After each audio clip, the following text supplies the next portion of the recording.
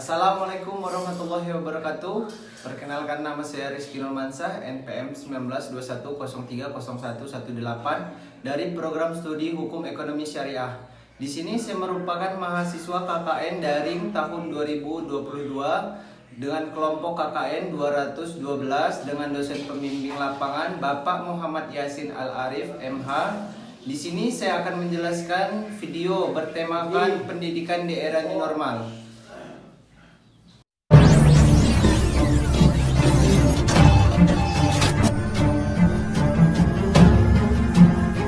Terkait wacana dibukanya kembali sekolah pada Juli mendatang atau pada ajaran tahun baru 2020 ini seiring dengan penerapan fase new normal. Koordinator Pembangunan Manusia dan Kebudayaan Indonesia Muhajir Effendi memastikan tatanan normal baru atau new normal. Dinas Pendidikan Provinsi Aceh telah merencanakan penerapan protokol kesehatan di lingkungan sekolah. Terburu-buru dalam menentukan new normal di bidang pendidikan.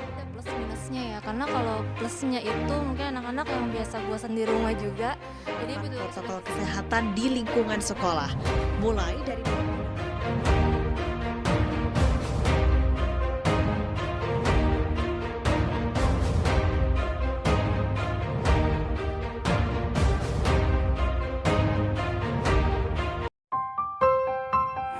Pendidikan di era new normal sudah dimulai.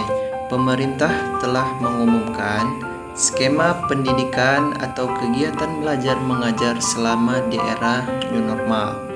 Menurut Kemendikbud, Bapak Nadiem Makarim, hanya sekolah zona hijau saja yang diperbolehkan menggelar kegiatan belajar mengajar tatap muka. Itu pun dilakukan dengan cara protokol kesehatan yang ketat. Kemendikbud menuturkan saat ini hanya sekitar 6% saja peserta didik yang berada di zona hijau, sedangkan 94% lainnya tersebar di zona merah, orange, dan kuning. Sekolah yang akan dibuka juga bertahap mulai dari tingkat SMA, SMP sederajat, dan disusul dengan tingkat SD sederajat selama 2 bulan kemudian dan tingkat PAUD sederajat selama 4 bulan kemudian. Sementara itu, untuk tingkat universitas masih akan diberlakukan secara daring, kecuali untuk kegiatan praktik yang berkaitan dengan syarat kelulusan mahasiswa, misalnya kegiatan di laboratorium, bengkel, studio, hingga praktikum. Selain itu, Kemendikbud juga mengatur jumlah siswa dalam satu kelas. Dalam tingkat menengah dan dasar, hanya 18 peserta per kelas, sedangkan SLB dan PAUD 5 peserta per kelas.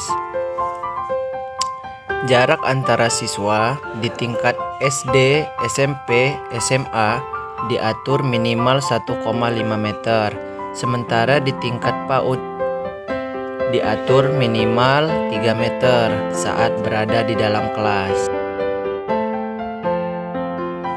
Lalu, apa saja yang harus dipersiapkan oleh pengelola sekolah untuk menghadapi pendidikan di era new normal?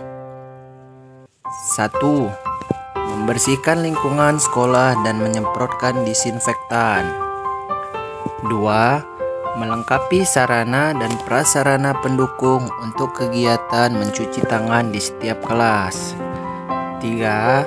Mengundang wali murid dan komite sekolah guna mensosialisasikan gerakan new normal. Demikianlah pemaparan saya tentang video yang bertemakan pendidikan di era new normal. Saya akhiri, ihdinas siratal mustaqim, wallahul muwaffiq ila aqwamit thoriq. Wassalamualaikum warahmatullahi wabarakatuh.